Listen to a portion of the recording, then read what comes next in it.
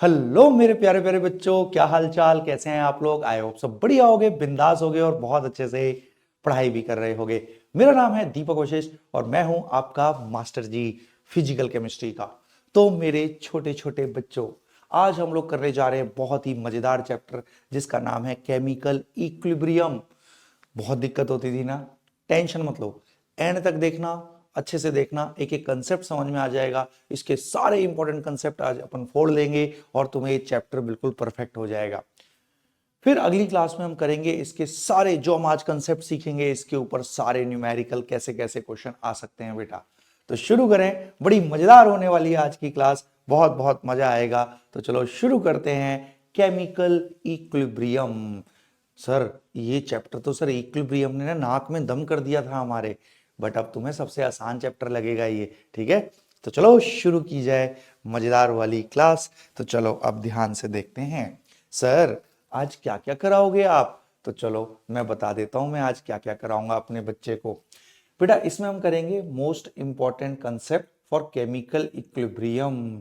Most important concept chemical equilibrium के, ठीक है, बिल्कुल बेसिक से कराऊंगा, ये मानते हुए कि आपको कुछ नहीं आता और फिर अल्टीमेट लेवल तक अपन जाएंगे, ठीक है भाई।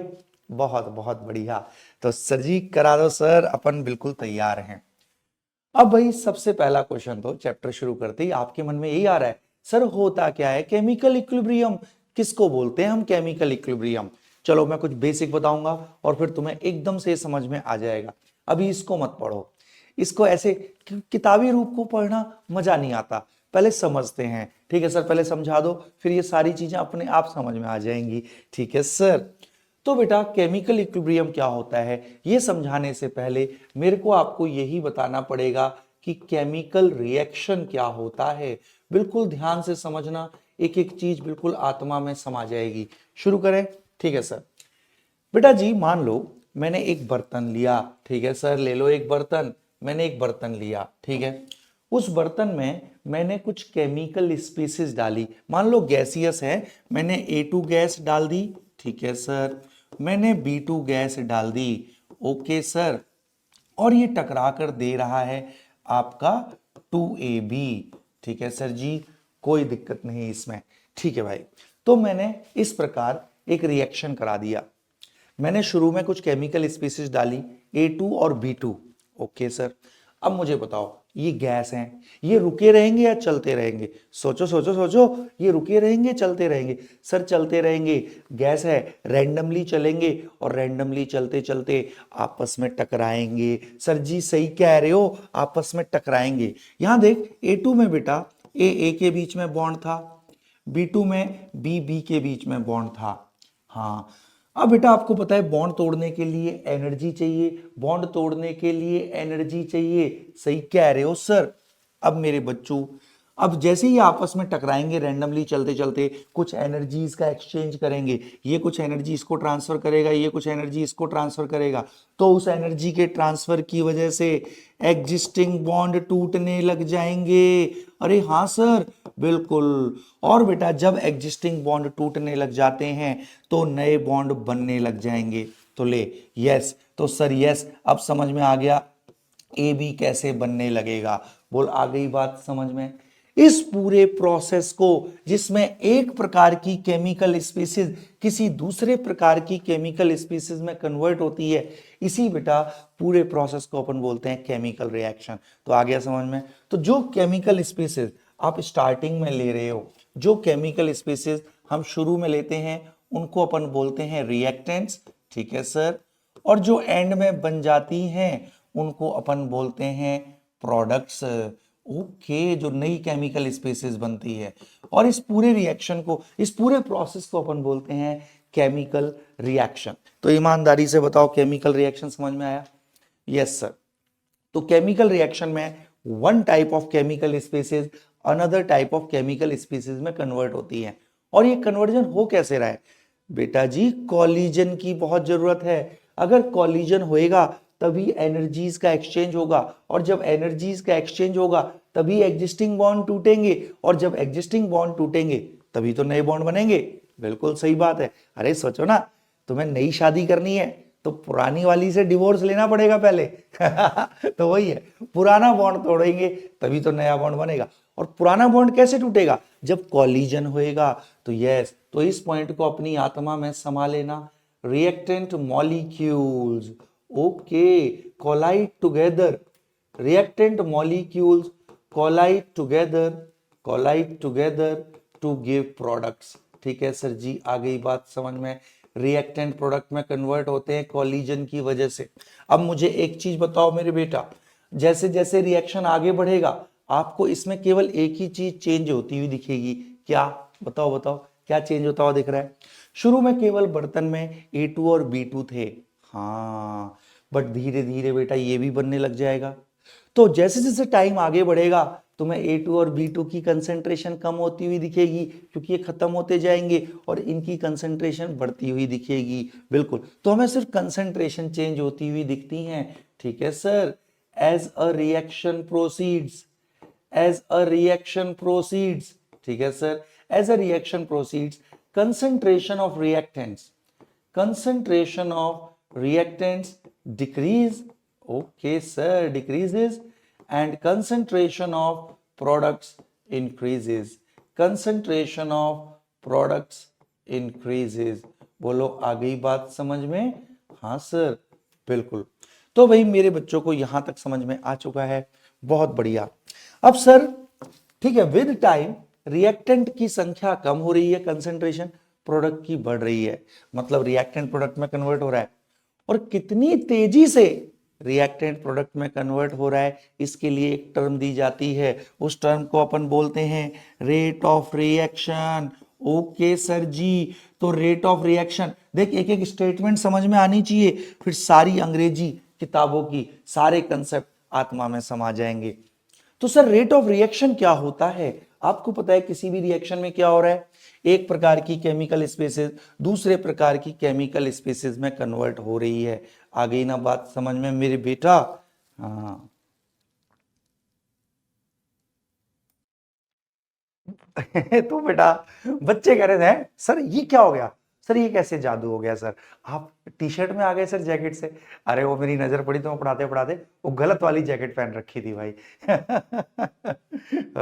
तो चलो फिर से मैं चेंज करके आ गया। तो चलो शुरू करते हैं, कंटिन्यू करते हैं। ठीक है सर जी, कोई बात नहीं। तो मेरे प्यारे प्यारे बच्चों, हमने अभी तक क्या क्या सीखा एक बार समराइज कर लेते हैं। रिएक्शन क्या होता है, एक प्रकार की केमिकल स्पीसीज दूसरे प्रकार की केमिकल स्पीसीज में कन्वर्ट होती है। बिल्कुल सर। और ये कैसे होता है कन्वर्जन? कॉलिजन से, क्योंकि कॉलिजन से एनर्जीज का एक्सचेंज, उससे एग्जिस्टिंग बॉन्ड टूटते हैं तो नए बॉन्ड बनते हैं। ठीक है। रिएक्शन के दौरान सिर्फ कंसेंट्रेशन चेंज होती हुई दिखती है, रिएक्टेंट की कंसेंट्रेशन घटती है, प्रोडक्ट की कंसेंट्रेशन बढ़ती है। बिल्कुल सर सही कह रहे हो। तो रेट ऑफ रिएक्शन यही दिखाता है कि कितनी तेजी से रिएक्टेंट प्रोडक्ट में कन्वर्ट हो रहा है, मतलब कितनी तेजी से रिएक्शन आगे बढ़ रहा है, ये दिखाता है बेटा रेट ऑफ रिएक्शन। तो यस, रेट ऑफ रिएक्शन एक तरीके से overall speed of reaction represent करता है। Okay sir, it represents overall speed of reaction with which reactants are getting converted into product, overall speed of reaction with which reactants are getting converted into products, with which reactants are getting converted into products। सच्ची बोलो समझ में आ गया, और झूठ ना बोलो मेरे नन्हे मुन्नो। यस सर, बिल्कुल परफेक्टली अपन को समझ में आ चुका है, पूरी स्लाइड आत्मा में घुस गई। बिल्कुल। अब जो रेट ऑफ रिएक्शन है कि कितनी तेजी से रिएक्टेंट प्रोडक्ट में कन्वर्ट हो रहे हैं मेरे बेटा, ये कुछ फैक्टर्स पे डिपेंड करता है। इसी में सबसे पहला फैक्टर पढ़ेंगे, दिल थाम के बैठना, फिर तुम्हें chemical equilibrium in and out पूरा समझ में आ जाएगा। ओके सर जी। तो सर रेट ऑफ रिएक्शन क्या होता है समझ में आया? ठीक है सर, रिएक्शन कैसे होता है समझ में आया। अब रेट ऑफ रिएक्शन किस चीज पे डिपेंड करता है, इसके बारे में बेटा जिक्र किया था गुलबर्ग एंड वागे ने, और उन्होंने एक बहुत सुंदर सा लॉ दिया था जिसको अपन बोलते हैं लॉ ऑफ मास एक्शन। अच्छा, लॉ ऑफ मास एक्शन, हाँ, ये दो साइंटिस्ट ने दिया था, एक भाई साहब का नाम था गुलबर्ग और एक का नाम था वागे। ओके सर, फोड़ देंगे सर। तो क्या कहता है ये law, law of mass action. तो अब समझ लो, मैं समझाऊंगा इसको, रटेंगे नहीं, ठीक है सर जी। तो दिल थाम के बैठना। मान लो मेरे बेटा एक बैलेंस्ड इक्वेशन, एक बैलेंस्ड केमिकल इक्वेशन है, ठीक है sir. Let a balanced chemical equation, ठीक है सर, कोई दिक्कत नहीं। एक बैलेंस्ड केमिकल इक्वेशन है, मान लो A moles of A gas, okay, plus B moles of B gas, हाँ दे रहा है, C moles of C gas and so on. ठीक है सर, अच्छे से आ गया समझ में सर, कोई दिक्कत नहीं सर। अब सुनते चलो मेरे बेटा। अब मान लो ये रिएक्शन शुरू हुआ, तो शुरू में तो केवल रिएक्टेंट ही होएगा बर्तन में, बिल्कुल बहुत ध्यान से समझियो, थॉट एक्सपेरिमेंट है, ठीक है। ओके सर, मान लो एक बार शुरू में तुमने इस बर्तन में 10 ए के पार्टिकल लिए, 10 बी के पार्टिकल लिए, तो बेटा ये चल रहे होंगे रैंडमली, चलते चलते आपस में टकराएंगे, तो एक सेकंड में कुछ कॉलिजन होंगे। हो सकता है 2 कॉलिजन हो, 2 पार्टिकल टकराए, है ना, हाँ हो सकता है 3 कॉलिजन हो गए हो सकता है 4 कॉलिजन हो गए हो एक सेकंड में, मैक्सिमम 10 कॉलिजन हो सकते हैं कि 10 ए 10 बी से टकरा गए, मैक्सिमम 10 कॉलिजन हो सकते हैं एक सेकंड में, ठीक है सर। तो कुछ प्रोडक्ट बन रहे होंगे, क्योंकि ए और बी टकराएंगे तभी प्रोडक्ट बनेंगे, बिल्कुल सर। तो ठीक है भाई, कुछ रेट ऑफ रिएक्शन होएगा अभी। फिर मैंने अगली बार क्या किया, इसी बर्तन में अगली बार 1 करोड़ ए के पार्टिकल ले लिए, 1 करोड़ बी के पार्टिकल, सेम बर्तन में 1 करोड़ ए के पार्टिकल ले लिए, 1 करोड़ बी के पार्टिकल ले लिए। अब आप मुझे बताओ, एक सेकंड में ज्यादा कॉलिजन कब होंगे, जब 10 और 10 पार्टिकल थे तब एक सेकंड में ज्यादा कॉलिजन होंगे, या 1 करोड़ पार्टिकल है तब एक सेकंड में ज्यादा कॉलिजन होंगे? सोच के बताओ। ऑब्वियस है, जब 1 करोड़ पार्टिकल होंगे तो ज्यादा कॉलिजन होंगे, तो जब एक सेकंड में ज्यादा कॉलिजन होंगे इस केस में, तो एक सेकंड में ज्यादा प्रोडक्ट बनेगा। एक सेकंड में अगर ज्यादा प्रोडक्ट बन रहा है तो रेट ऑफ रिएक्शन ज्यादा है। इसका मतलब अगर बर्तन में रिएक्टेंट की मात्रा ज्यादा है, किसी भी इंस्टेंट पर अगर बर्तन में रिएक्टेंट की मात्रा ज्यादा है तो एक सेकंड में ज्यादा कॉलिजन होंगे, एक सेकंड में ज्यादा कॉलिजन होंगे तो एक सेकंड में ज्यादा प्रोडक्ट बनेगा, और एक सेकंड में अगर ज्यादा प्रोडक्ट बन रहा है तो रिएक्शन फास्ट चल रहा है, तो यस, तो रेट ऑफ रिएक्शन ज्यादा होएगा। तो लो, एक चीज आपने प्रूव कर दी, किसी भी समय बर्तन में कितना ज्यादा रेट ऑफ रिएक्शन होगा, it is directly proportional to उस समय बर्तन में कितना ज्यादा रिएक्टेंट है। अगर बर्तन में रिएक्टेंट की मात्रा ज्यादा है तो मेरे बेटा पर second per unit time product ज्यादा बनेगा। सर जी सही कह रहे हो सर। तो बस लॉ ऑफ मास एक्शन यही कहता है, दिल थाम के बैठ, ये कहता है rate of a reaction, okay, किसी भी इंस्टेंट पे इज डायरेक्टली प्रोपोर्शनल टू उसी समय की रिएक्टेंट की कंसंट्रेशन। लॉजिकल है, अगर रिएक्टेंट की मात्रा ज्यादा होगी पर यूनिट टाइम कॉलिजन ज्यादा होंगे, पर यूनिट टाइम कॉलिजन ज्यादा तो पर यूनिट टाइम प्रोडक्ट ज्यादा बनेगा। सही कह रहे हो, rate of reaction at any instant is directly proportional to उसी समय की रिएक्टेंट की कंसंट्रेशन। ओके, सही कह रहे हो। तो ए और बी की कंसंट्रेशन, स्क्वायर ब्रैकेट का मतलब भी कंसंट्रेशन। एक चीज इसने और देखी थी, and each raise to the power equal to stoichiometric coefficient. Oh okay, stoichiometric coefficient तो छोटा ए छोटा बी आगे वाली संख्याओं को बोलते हैं। यस, अब मेरे बेटा प्रोपोर्शनलिटी साइन हटता है तो एक प्रोपोर्शनलिटी कांस्टेंट आता है, यहां उसको हमने बोला रेट कांस्टेंट। ओके सर, बहुत बढ़िया, शाबाश, इसको अपन ने बोला रेट कांस्टेंट, ठीक है। अब सब लोग दिल थाम के बैठना, और रेट कांस्टेंट ध्यान रखना, ये पर्टिकुलर रिएक्शन के लिए फिक्स होता है, it never changes except temperature. Okay, rate constant for a reaction fix होता है किसी एक पर्टिकुलर रिएक्शन का, ठीक है, it never changes except temperature, ठीक है सर। यही है लॉ ऑफ मास एक्शन, किसी भी समय का रेट ऑफ रिएक्शन उसी समय की रिएक्टेंट की कंसंट्रेशन पे निर्भर करता है, and each raise to the power equal to stoichiometric coefficient, है ना, वेयर के इज द रेट कांस्टेंट, जो कि किसी पर्टिकुलर रिएक्शन के लिए हमेशा फिक्स होता है, it never changes except temperature. Okay sir जी, आ गया सर समझ में, बहुत बढ़िया, आ गया भाई लॉ ऑफ मास एक्शन भी समझ में, ठीक है सर। अब देख, मैंने इतना जो पढ़ाया है इसको बेटा अब देख लेते हैं कि आपको एनसीईआरटी में कैसे लिखा है। अब इसको बहुत बहुत ध्यान से देखना, ठीक है सर जी, अपन देख लेंगे सर, इतना अपन को समझ में आ गया। ओके, अब देखो लॉ ऑफ मास एक्शन का फंडा देखो, ठीक है ना। हाँ सर जी, अभी यहां तक की तो एक एक बात समझ में आ गई, अब दिल थाम के बैठ मेरे बेटा। Law of mass action, okay, ये बिल्कुल देख एनसीईआरटी में ऐसे दिया है। फॉर द रिएक्शन, तो देख लॉ ऑफ मास एक्शन क्या कहता है, फॉर द रिएक्शन ऐसे है, ठीक है, इक्विलिब्रियम कांस्टेंट, अच्छा इक्विलिब्रियम कांस्टेंट क्यों दे दिया भाई ठीक है, हाँ चलो इक्विलिब्रियम कांस्टेंट अभी बताता हूं, सब लोग दिल थाम के बैठना, ठीक है। चलो शुरू करते हैं। लॉ ऑफ मास एक्शन समझ में आया, ठीक है sir, law of mass action आ गया। अब किसी भी रिएक्शन का लिख सकता है, सुन इसका लिख के बता मुझे, सुनो, जैसे ये रिएक्शन है N2 gas, okay, plus 3H2 gas, हाँ मैं कह रहा हूं इसका मुझे फटाक से लिख के दिखाओ, क्या, लॉ ऑफ मास एक्शन। कैसे लिखेंगे, इस रिएक्शन का एनी टाइम जो रेट ऑफ रिएक्शन होएगा, हाँ सर किसी भी समय इस रिएक्शन का rate of reaction is directly proportional to reactant की concentration N2 O and H2, हाँ, and each raise to the power equal to stoichiometric coefficient, आगे वाली संख्या पावर बन जाती है। तो ले प्रोपोर्शनलिटी कांस्टेंट हटाएंगे, प्रोपोर्शनलिटी साइन हटाएंगे, प्रोपोर्शनलिटी कांस्टेंट, रेट कांस्टेंट। लो जी सर, इस रिएक्शन का हम लॉ ऑफ मास एक्शन ऐसे लिख सकते हैं, बोलो इतना आ गया समझ में। किसी भी समय का रेट ऑफ रिएक्शन उसी समय की रिएक्टेंट की कंसंट्रेशन पे निर्भर करता है, बिल्कुल इतना आ गया ना समझ में, बहुत बहुत बढ़िया। अब मेरे बेटा इसने इनको ना एक्टिव मास बोला था, कंसंट्रेशन ना बोल के एक्टिव मास बोला था, तो तुम अभी एज ऑफ नाउ याद रखना, कहीं भी अगर एक्टिव मास लिखा हो उसको एज ऑफ नाउ आपको मोलर कंसंट्रेशन मानना है। ओके सर, अगर कहीं भी एक्टिव मास लिखा हो उसको मोलर कंसंट्रेशन आपको मान के चलना है, ठीक है सर जी, यहां तक की एक एक बात समझ में आ गई। चलो अभी तक जितना पढ़ा है समराइज करा दूं, फिर देख बहुत तेजी से सारे कंसेप्ट फिर तेरी आत्मा में समा जाएंगे।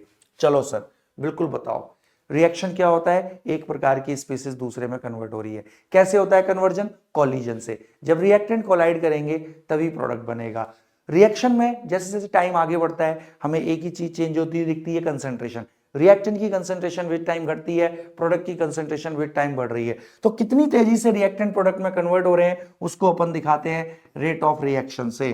फिर हमने देखा लॉ ऑफ मास एक्शन, क्या कहता है लॉ ऑफ मास एक्शन, किसी भी समय का रेट ऑफ रिएक्शन उसी समय की रिएक्टेंट की कंसंट्रेशन के directly proportional and each raise to the power equal to stoichiometric coefficient. इसने एक्टिव मास की जगह मतलब मोलर कंसंट्रेशन की जगह एक्टिव मास यूज किया था। एज ऑफ नाउ याद रखना, कहीं भी एक्टिव मास बोले तुम एज ऑफ नाउ उसको मोलर कंसंट्रेशन के बराबर मान के चलो, ठीक है सर, बात समझ में आ गई। अब सर ये केमिकल इक्विलिब्रियम क्या होता है, सर ये समझाओ ना, अरे वहीं आ रहे हैं, बेसिक क्लियर करना बहुत जरूरी है मेरे बेटा।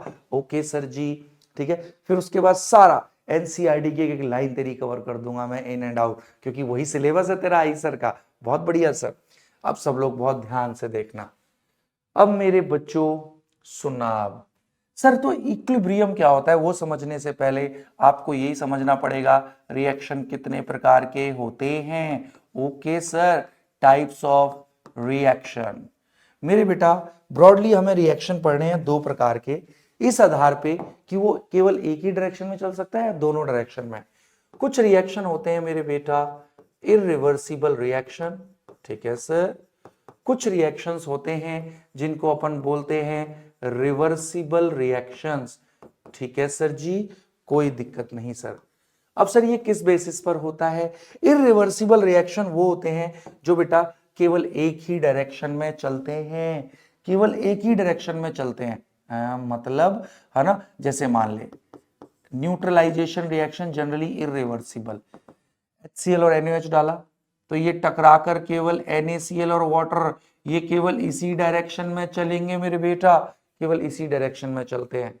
ओ सिंगल डायरेक्शन में चल रहे हैं मेरे बच्चों, अच्छा ओके सर जी, बहुत बढ़िया, ठीक है, तो है ना, move only in one direction. जबकि रिवर्सिबल रिएक्शन में क्या होता है, ये दोनों डायरेक्शन में चलते हैं। मान ले तूने कोई रिएक्टेंट डाला, है ना, N2 3H2, ठीक है सर। शुरू में तो N2 और H2 है, ये टकरा के आपको अमोनिया देना स्टार्ट करेगा। बट अब जैसे ही मेरे बेटा अमोनिया बनेंगे, ये आपस में टकराकर वापस से N2 और H2 देने लग जाएंगे हैं। हाँ, ये दोनों डायरेक्शन में चलते हैं, forward as well as backward. Okay sir, forward as well as backward. तो ऐसे रिएक्शन को बोलते हैं रिवर्सिबल रिएक्शन, और दुनिया के 99.99% रिएक्शन रिवर्सिबल ही होते हैं। हाँ, बहुत कम परसेंटेज ऑफ रिएक्शन इरिवर्सिबल है। दुनिया के 99.99% reaction are reversible reaction. Okay, दोनों डायरेक्शन में चलते हैं। हाँ, इसीलिए रिवर्सिबल रिएक्शन में हमेशा ये साइन आएगा मेरे बेटा। ओके, ये दिखा रहा है आगे भी जा रहा है, पीछे भी जा रहा है। अब इसमें क्या होता है, रिएक्टेंट पूरा खत्म हो जाता है। क्यों? क्योंकि इसी डायरेक्शन में चल रहा है, तो रिएक्टेंट खत्म हो जाते हैं। मतलब हम इनको बोलते हैं, जब रिएक्टेंट खत्म हो गया तो हम कहते हैं रिएक्शन 100% कंप्लीट हो गया। रिएक्टेंट्स गेट 100% एग्जॉस्टेड, पूरे खत्म हो जाते हैं। ओके, क्योंकि एक ही डायरेक्शन में चले जा रहा है भाई। हाँ, अब इसमें प्रॉब्लम क्या है, रिवर्सिबल में शुरू में रिएक्टेंट था, टकरा के इसने अमोनिया दिया, तो कम, ये पहले शुरू में कम हो रहा है। हाँ, बट जैसे ही अमोनिया बना, अब ये आपस में टकरा के वापस से देने लग जाएगा, तो मेरे बेटा ये इधर से खत्म भी हो रहा है बट साथ साथ बन भी जा रहा है। तो इसमें रिएक्टेंट कभी पूरे खत्म नहीं होते, रिएक्टेंट हमेशा बचे रहेंगे। रिएक्टेंट्स आर नेवर, हाँ, आर नॉट 100% एग्जॉस्टेड, 100% कंज्यूम नहीं होते। Reactants are not 100% consumed. Okay, तो इसमें रिएक्टेंट हमेशा बचा रह जाता है। तो ये ब्रॉडली आ गया समझ में? बिल्कुल सर, बिल्कुल सर। तो ध्यान रखना, जो ये केमिकल इक्विलिब्रियम है, ये रिवर्सिबल में ही सेटअप होता है मेरे बेटा, इरिवर्सिबल में सेटअप नहीं होता। अच्छा, रिवर्सिबल में ही सेटअप होता है, बहुत बढ़िया। तो ठीक है सर, बट सर ये तो बता दो है क्या केमिकल इक्विलिब्रियम?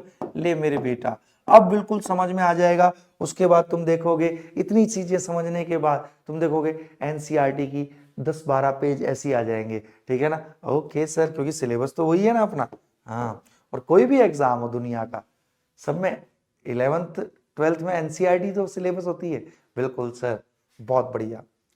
मतलब कंसेप्ट वही है, उसी का फिर एप्लीकेशन होता है स्ट्रॉन्ग। ओके सर, तो सुनो अब सर, ठीक है सर, समझ में आ गया सर, इतना समझ में आ गया सर। रिवर्सिबल में ही इक्विलिब्रियम एस्टेब्लिश होता है, बट होता क्या है, चल अब समझाता हूं। What is chemical equilibrium? तुझे आज तक इसमें हमेशा झंझट लगता था, आज के बाद नहीं मेरे बेटा, मेरा बच्चा इसमें शेर बन जाएगा। ओके सर, समझाओ। तो चलो, अब दिल थाम के बैठना। मान ले, पूरा फोकस यहां, और सुन लो, किधर ध्यान है, नजरें स्क्रीन पे साहब जी। ठीक है सर, बिल्कुल तैयार। मान लो बेटा, एक बैलेंस्ड रिवर्सिबल रिएक्शन मैंने ले लिया। ठीक है सर, ले लो balanced reversible reaction. Let a balanced reversible reaction.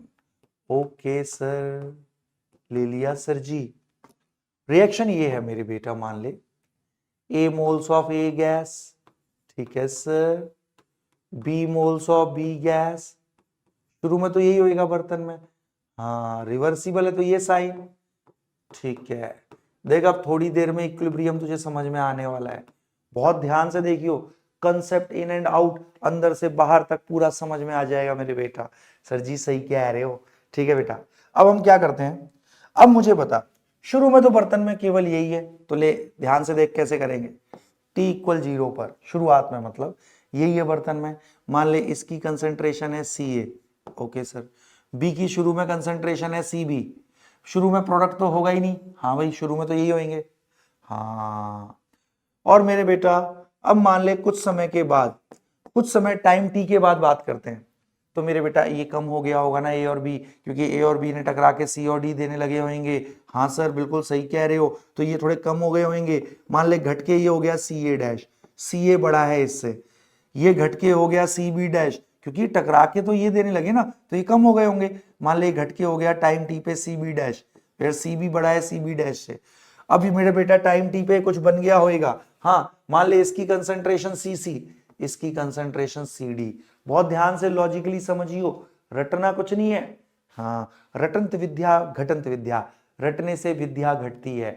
और आप रटने वाले बच्चे तो नहीं हो, आप तो डीवी ब्रो के बच्चे हो। डीवी ब्रो रटवाता नहीं कभी, समझाएगा और आप समझोगे।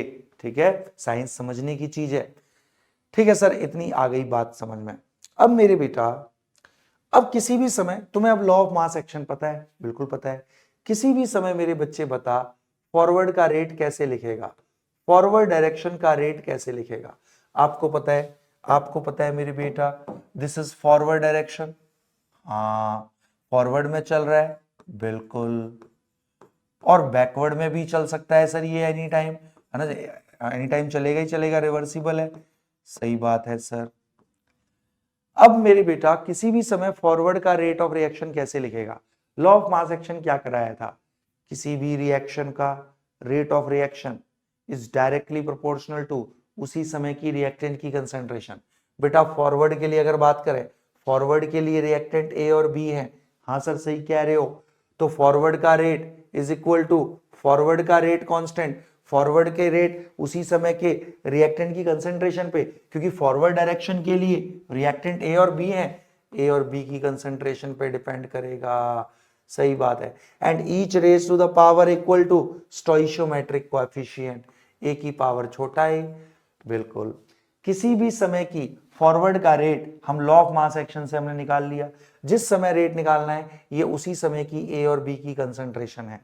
अब ऐसी same law of mass action से बता, बैकवर्ड का रेट कैसे लिखेगा किसी भी समय।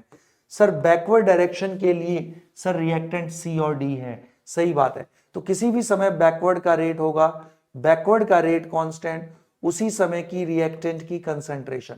बैकवर्ड के लिए रिएक्टेंट है सी और डी।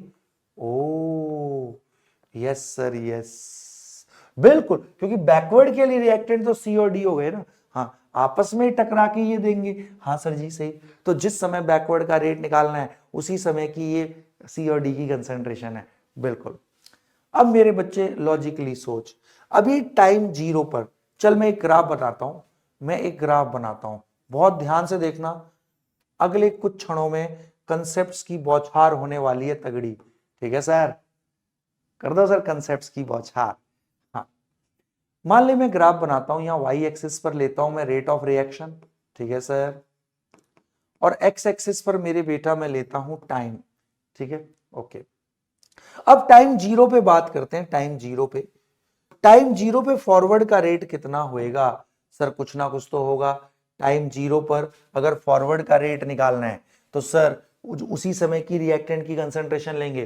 तो सर ए की कंसंट्रेशन है सी ए, बी की कंसंट्रेशन है सी बी, तो सर कुछ ना कुछ फॉरवर्ड का रेट आएगा टाइम जीरो पर। मान ले इतना आया। ओके सर जी, बिल्कुल सर। शुरू में टी जीरो पर बैकवर्ड का रेट कितना होगा। तो सर शुरू में टी जीरो पर ही शुरू का बैकवर्ड का रेट, शुरू की बैक सी और डी की कंसंट्रेशन, शुरू की सी और डी की कंसंट्रेशन जीरो जीरो। हाँ, तो बैकवर्ड का रेट जीरो आएगा। शुरू में फॉरवर्ड का कुछ रेट होगा, शुरू में बैकवर्ड का रेट जीरो होगा। अरे क्योंकि शुरू में तो सी और डी है ही नहीं ना, तो बैकवर्ड में क्या चलेगा। बिल्कुल सर। अब आपको पता है जैसे जैसे टाइम आगे बढ़ेगा ये कंसंट्रेशन घटेंगी और ये कंसंट्रेशन बढ़ेंगी। तो देख जैसे जैसे टाइम आगे बढ़ेगा ए और बी की कंसंट्रेशन घटेगी, तो मेरे बेटा फॉरवर्ड का रेट घटेगा। सर जी सही कह रहे हो सर, फॉरवर्ड का रेट देख देख घट रहा है, नीचे आ रहा है। हाँ सर सही कह रहे हो, बिल्कुल सर। जैसे जैसे टाइम आगे बढ़ रहा है फॉरवर्ड का रेट घट रहा है सर, नीचे आ रहा है। बट विद टाइम बेटा सी और डी की कंसंट्रेशन बढ़ेगी, सी और डी की कंसंट्रेशन बढ़ेगी तो बैकवर्ड का रेट बढ़ेगा। ओहो, तो विद टाइम फॉरवर्ड का रेट घटता जा रहा है, बैकवर्ड का रेट बढ़ता जा रहा है, फॉरवर्ड का घट रहा है, बैकवर्ड का बढ़ रहा है।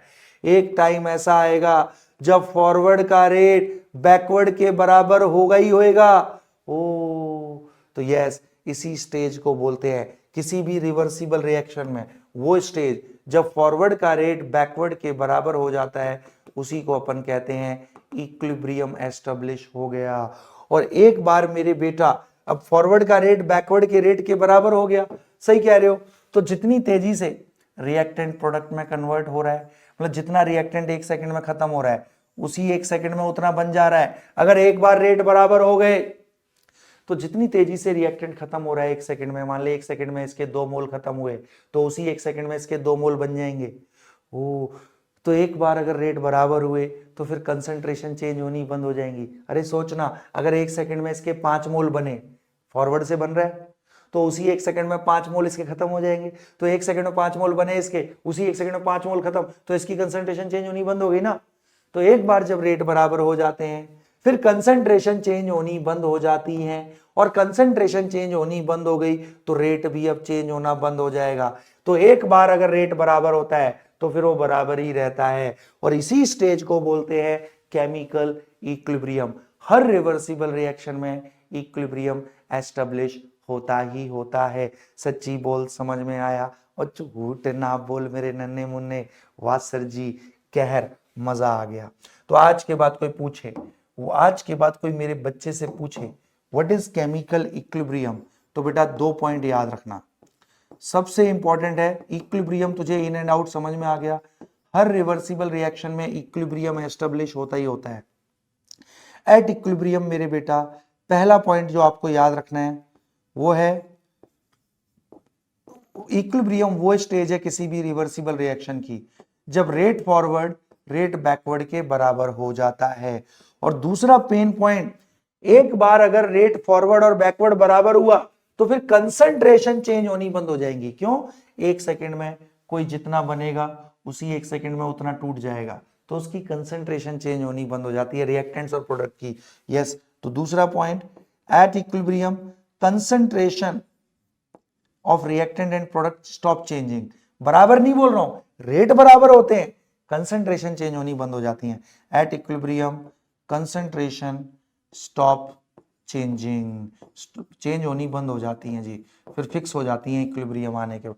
तो ये 2 पॉइंट है बेटा, ये तुम्हारी आत्मा को बिल्कुल घुस जाने चाहिए, इन एंड आउट, है ना। ये इक्विलिब्रियम की 2 खासियतें हैं। तो हर रिवर्सिबल में इक्विलिब्रियम अचीव होता ही होता है। हर रिवर्सिबल रिएक्शन में एक स्टेज ऐसी आएगी जब फॉरवर्ड का रेट बैकवर्ड के रेट के बराबर हो जाएगा, तो उसी को अपन बोलेंगे इक्विलिब्रियम अचीव हो गया। एक बार अगर रेट बराबर हो गए फिर कंसंट्रेशन मेरे बेटा चेंज होनी बंद हो जाती हैं। अरे बहुत बहुत बढ़िया, क्लियर हो गया भाई। तो चलो सर जी, बिल्कुल अच्छे से समझ में आ गया। अब मेरे बेटा बस एक चीज और बता देता हूं, फिर तुझे सारे इंपॉर्टेंट कंसेप्ट ये जो लिखे हुए हैं, जो मैंने समझाए हैं, इसी को लिखे हुए फॉर्म में, है ना, जैसे बुक्स में दिया होता है ना, वो सारे मैं करा दूंगा, है ना। एनसीईआरटी की भी एक एक लाइन उसमें कवर हो जाएगी। अरे वाह सर जी, आप तो सारा करा दे रहे हो। अब इसी में एक चीज आती है सर, इक्विलिब्रियम तो समझ में आ गया, अब इसी में एक आता है इक्विलिब्रियम कांस्टेंट। सर ये क्या होता है? इसको मेरे बेटा के EQ से दिखाते हैं as of now. Okay sir, equilibrium constant क्या होता है? अब इसको बेटा बहुत ध्यान से समझ लेंगे। प्रूव कर दूं? प्रूव कर दूं?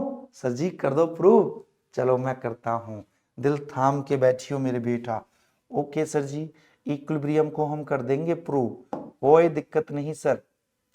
हाँ, मैं एक काम करता हूं। चलो अब इसको बहुत ध्यान से देखना, ठीक है सर। तो मेरे नन्हे मुन्ने बच्चों, सुनो सुनो सुनो। मान लो वही एक बैलेंस्ड इक्वेशन ले ली, reversible, A moles of A gas, B moles of B gas, reversible है, C moles of C gas, D moles of D gas. Okay sir जी, आ गई बात समझ में। अब आपको पता है रिवर्सिबल है तो इक्विलिब्रियम अचीव होगा ही होगा। हाँ सर, रिवर्सिबल है तो इक्विलिब्रियम अचीव होगा ही होगा। हाँ सर, कब इक्विलिब्रियम अचीव होगा? जब फॉरवर्ड का रेट बैकवर्ड के रेट के बराबर हो जाएगा। बिल्कुल। और ये किस समय के रेट है? शुरुआती रेट है या इक्विलिब्रियम के समय के? अजी इक्विलिब्रियम के समय के रेट है। इक्विलिब्रियम के समय रेट बराबर होते हैं। और तुम्हें पता है किसी भी समय फॉरवर्ड का रेट कैसे लिख सकते हो? फॉरवर्ड डायरेक्शन का रेट कांस्टेंट मान ले KF, बैकवर्ड का रेट कांस्टेंट KB, ठीक है सर। फॉरवर्ड डायरेक्शन का रेट कांस्टेंट, फॉरवर्ड के reactant A and B and each raise to the power equal to stoichiometric coefficient. सही सही बात सर। किसी भी समय फॉरवर्ड का रेट ऐसे लिखेंगे, बैकवर्ड का रेट कैसे लिखेगा सर? बैकवर्ड का रेट कांस्टेंट, बैकवर्ड के रिएक्टेंट हैं सी और D, each raise to the power. अब मेरे बेटा इक्विलिब्रियम के समय रेट बराबर होते हैं, तो ये इक्विलिब्रियम के समय के रेट हैं, तो बेटा ये कंसंट्रेशन भी किस समय की होनी चाहिए?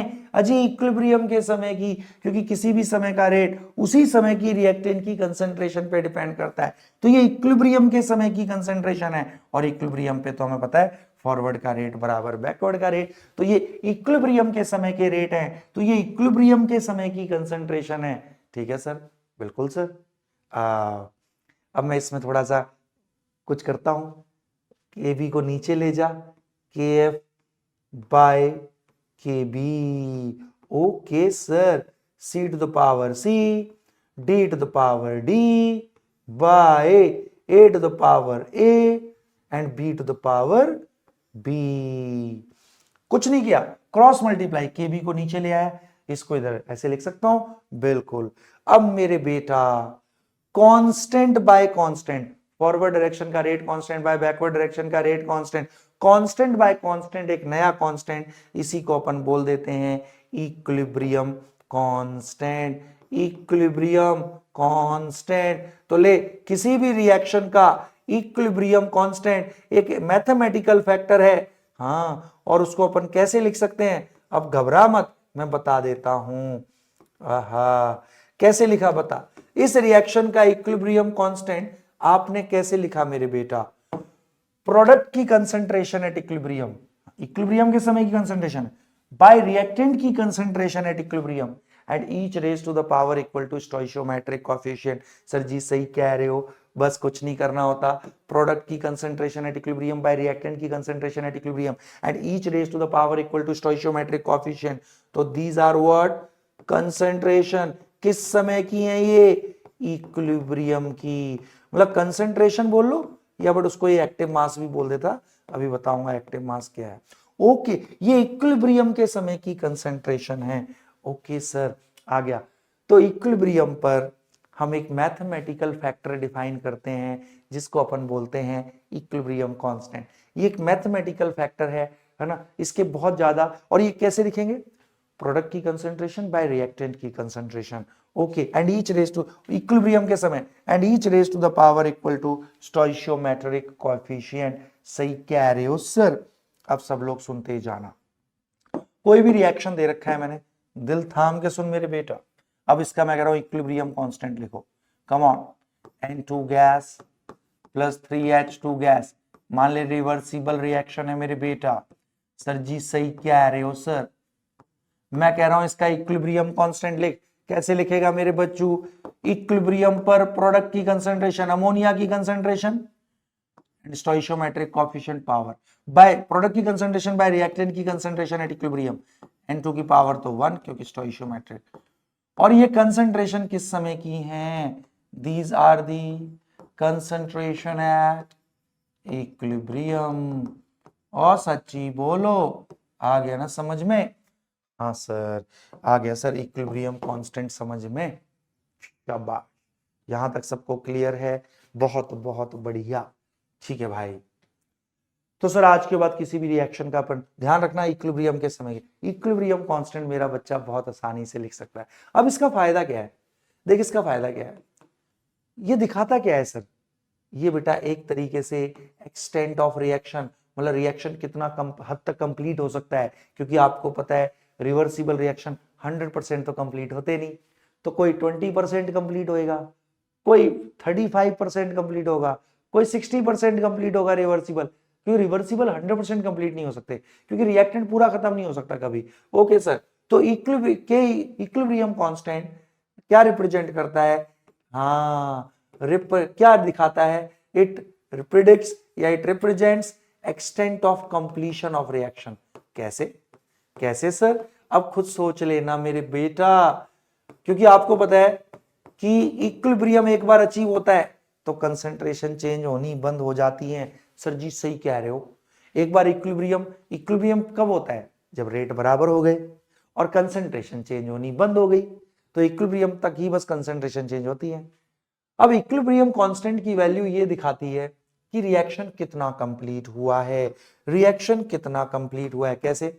अगर मान ले किसी रिएक्शन में इक्विलिब्रियम कांस्टेंट मान ले है तेरा 10 की पावर 3 हजार, तो इसका मतलब न्यूमरेटर बहुत ज्यादा होएगा, मतलब प्रोडक्ट, और रिएक्टेंट बहुत कम बचा होगा इक्विलिब्रियम पे। हाँ, इक्विलिब्रियम पे प्रोडक्ट मैक्सिमम बना होगा बहुत ज्यादा, और देखना न्यूमरेटर ज्यादा डिनोमिनेटर कम, तभी तो फ्रैक्शन की वैल्यू ज्यादा होती है। अगर इक्विलिब्रियम कांस्टेंट ज्यादा है तो इक्विलिब्रियम पे प्रोडक्ट ज्यादा बना हुआ है, रिएक्टेंट कम बचा है, मतलब रिएक्टेंट कम बचे हैं, प्रोडक्ट ज्यादा बना है, तो रिएक्शन ज्यादा कंप्लीट हुआ है। ओ यस, तो higher the value of equilibrium constant, sir जी सही कह रहे हो, higher the value of equilibrium constant more is the extent of completion. Sir जी सही कह रहे हो, more is the extent of completion of reaction. बहुत बढ़िया सर जी, आगे ना समझ में मेरे बेटा। हाँ सर जी, अपन को आ चुका है इन एंड आउट। ठीक है भाई, अगर इक्विलिब्रियम कांस्टेंट की वैल्यू बहुत कम है तो इसका मतलब इक्विलिब्रियम पे प्रोडक्ट बहुत कम बचा हुआ है, बहुत कम बना हुआ है, और रिएक्टेंट बहुत ज्यादा है, तो इसका मतलब रिएक्शन बहुत ज्यादा हद तक आगे बढ़ ही नहीं पाया ना। तो लोअर द इक्विलिब्रियम कांस्टेंट, कम एक्सटेंट तक रिएक्शन कंप्लीट हुआ है। Higher the value of equilibrium constant, बहुत हायर एक्सटेंट तक कंप्लीट हुआ है। अरे वाह सर जी, अब आओ, ये सारी चीजें अब आपको इन एंड आउट पूरी समझ में आ जाएंगी मेरे बेटा। ओके सर जी, अब सब लोग सुनते जाना, ठीक है? हाँ सर जी, बिल्कुल सर, सुना दो सर। अब देख मेरे बेटा, आपका आपका देख, इसने इक्विलिब्रियम कांस्टेंट, पगलू ने, मान ले ये रिएक्शन है। हाँ, इक्विलिब्रियम कांस्टेंट कैसे लिखेगा सर जी? आता है लिखना, प्रोडक्ट की concentration at equilibrium by reactant की कंसंट्रेशन एट इक्विलिब्रियम। यहां स्टोइचियोमेट्रिक कोएफिशिएंट का तो ऐसे लिख दिया। ए बी सी डी सारे क्या है? ये इक्विलिब्रियम की कंसंट्रेशन है ना। Law of mass action was given by Guldberg and Waage. Yes sir, आप तो हमें सारा कुछ बता चुके हो सर। सर कोई दिक्कत ही नहीं है सर, है ना? बहुत बहुत बढ़िया सर जी, आ गई सर बात समझ में। यस मेरे शेरों को सब कुछ आ गया समझ में। हाँ सर जी, और चल सारा सारा बता देता हूं। चल, ये भी अपन ने किया है। हाँ सुनो, अब देखिए हम सारा कर चुके हैं। अब देखिए एक एक इंपॉर्टेंट कंसेप्ट है जो मैं पढ़ा चुका हूं, वो सब अब अंग्रेजी में लिखा हुआ है। अब तो सर ये सारी चीजें देख, मैं कोई लिखा हुआ नहीं रटवाता कभी, पहले समझेंगे उसके बाद लिखा हुआ तो सब अपने आप आत्मा में घुस जाएगा। आपको पता है किसी भी रिएक्शन में, है ना, फॉरवर्ड रेट जब रिवर्स बैकवर्ड रेट के बराबर तो इक्विलिब्रियम, तो इक्विलिब्रियम पे पहला कंडीशन ये है, फॉरवर्ड का रेट बैकवर्ड के बराबर और concentration of reactant and product become constant, change होनी बंद हो जाती हैं। अब बेटा ऐसे भी ग्राफ आ जाता है कई बार, कंसंट्रेशन वर्सेस टाइम, मान ले रिएक्शन ये है। ओके, तो बता, अब मुझे आपने बताना इक्विलिब्रियम कब होगा, ठीक है सर? हाँ बता, कहाँ है इक्विलिब्रियम? ये ए विद टाइम घट रहा होगा, बी बढ़, बता इक्विलिब्रियम कहाँ है बेटा? ये रेट वर्सेस टाइम नहीं है, बच्चा कह रहा है यहां नहीं रे पगलू, यहां नहीं होगा, ये रेट वर्सेस टाइम नहीं, concentration versus time. Concentration change होनी बंद हो जाती है, बराबर नहीं। तो देख कहां चेंज होनी बंद हुई, देख इस स्टेज के बाद अगर तू ध्यान से देखे तो ए की कंसंट्रेशन चेंज होनी बंद हो गई, कांस्टेंट हो गई, और यहां देखे तो इस स्टेज के बाद देख बी की चेंज होनी बंद हो गई है। हाँ सही कह रहे हो, तो मेरे बेटा इस स्टेज के बाद तो यहां पे इक्विलिब्रियम अचीव हुआ है इस टाइम पे, क्योंकि देख इसके बाद भी कंसंट्रेशन ए और बी की चेंज हो रही है, तो ये इक्विलिब्रियम नहीं है, वो रेट बराबर होते हैं, कंसंट्रेशन चेंज होनी बंद हो जाती है इक्विलिब्रियम पे, तो इस स्टेज के बाद हाँ, तो यहां पे मेरे बेटा इक्विलिब्रियम अचीव होगा, क्योंकि इसके बाद फिर कंसंट्रेशन चेंज नहीं हो रही। अच्छा, रेट वर्सेस टाइम वाला कर्व ऐसे आता है जहां दोनों बराबर हो जाएंगे, रेट हाँ फिर बराबर ही रहेंगे। बहुत बढ़िया सर, ये कर चुके हैं सर, आप तो करा चुके हो सर, शाबाश। तो ले, अब इक्विलिब्रियम कांस्टेंट इसका कैसे लिखेगा मेरे बेटा? देख इसने, पगलू ने पावर ऊपर होनी थी नीचे कर दी हाँ, ये टाइपिंग मिस्टेक कर देते हैं। आ गया? हाँ सर, बिल्कुल सर, इक्विलिब्रियम कांस्टेंट का एक्सप्रेशन भी लिखना आ गया सर। अब मेरे बेटा एक चीज बता दूं, जो आपका इक्विलिब्रियम कांस्टेंट है, ये किसी भी रिएक्शन का, कुछ इसकी कंडीशन ध्यान रख ले मेरे बेटा, कुछ इंपॉर्टेंट कंडीशंस हैं, और मैं ये सारे प्रूव करूंगा, कुछ भी रटेंगे नहीं, एक एक चीज प्रूव कर दूंगा। सर आप तो इतना प्रूव कर देते हो सब कुछ। हाँ मेरे बेटा, तो दिल थाम के बैठ। मेरे बेटा जो इक्विलिब्रियम कांस्टेंट है, ये किसी भी रिएक्शन का कुछ भी तू चेंज कर ले कभी चेंज नहीं होता एक्सेप्ट टेम्परेचर। इक्विलिब्रियम कांस्टेंट किसी पर्टिकुलर रिएक्शन का एक फिक्स वैल्यू होती है, it never changes except temperature.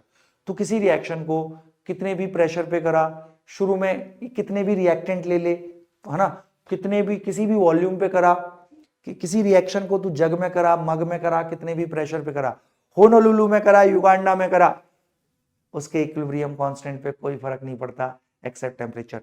Particular reaction का कुछ भी डाल ले रिएक्शन में, कुछ भी, उस पर्टिकुलर रिएक्शन का इक्विलिब्रियम कांस्टेंट कभी चेंज नहीं होगा एक्सेप्ट टेम्परेचर। इस चीज को याद रखना है, ठीक है। अब इनिशियल कंसेंट्रेशन तू कितनी भी ले ले, तू रिएक्टेंट का 1 मोल ले या 10 मोल ले या 50 मोल, इक्विलिब्रियम कांस्टेंट की वैल्यू पे कोई फर्क नहीं पड़ता। ओ अब एक चीज मैं देख, अब ये वाली चीजें मैं प्रूव करता हूं। अब दिल थाम के बैठ। ये सर क्या कहना चाह रहा है, सर ये समझ में नहीं आया, तो घबरा मत, मैं तीसरा पॉइंट प्रूव करूंगा कहना क्या चाह रहा है ये। मान लिया कि ये रिएक्शन है, ठीक है सर, ए है ना, मान ले सब गैस है। इसका इक्विलिब्रियम कांस्टेंट कैसे लिखेगा जल्दी बता। मान ले इसका इक्विलिब्रियम सब प्रोडक्ट की कंसंट्रेशन एट इक्विलिब्रियम सब बाय रिएक्टेंट, बिल्कुल सर ऐसे लिखेंगे।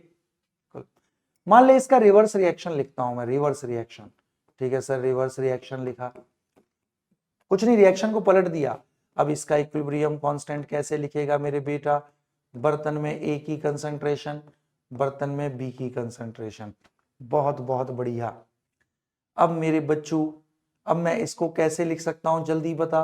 हाँ सर इसको मैं लिख सकता हूं 1/b/a, बोल नहीं लिख सकता, अरे बोलना, अरे हाँ क्यों, पलटी मार के ऊपर आ जाएगा, पलटी मार के ऊपर आ जाएगा, अरे बात सेम ही है। इसी को मैंने ऐसे लिख दिया, ए पलटी मार के ऊपर, हाँ, और b/a तो मेरे बेटा b/a तो ये है के इक्विलिब्रियम डैश 1/k इक्विलिब्रियम। ओ सच्ची बोलो, अरे बोलना b/a को ये लिख सकता हूं। तो इससे क्या प्रूव हुआ, अगर किसी रिएक्शन को रिवर्स करोगे तो नए वाले का इक्विलिब्रियम कांस्टेंट पुराने वाले के इक्विलिब्रियम कांस्टेंट का रेसिप्रोकल।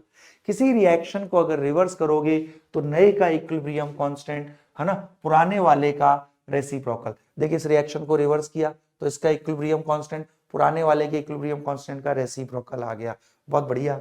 अब सुनो, अब इसको भी प्रूव करता हूं, तीसरा पॉइंट प्रूव हो गया। अगर किसी रिएक्शन को रिवर्स करोगे तो नए वाले का इक्विलिब्रियम कांस्टेंट पुराने वाले के इक्विलिब्रियम कांस्टेंट का रेसिप्रोकल, बहुत बहुत बढ़िया सर जी, सही कह रहे हो। चलो अब इसको भी प्रूव करते हैं, ठीक है सर।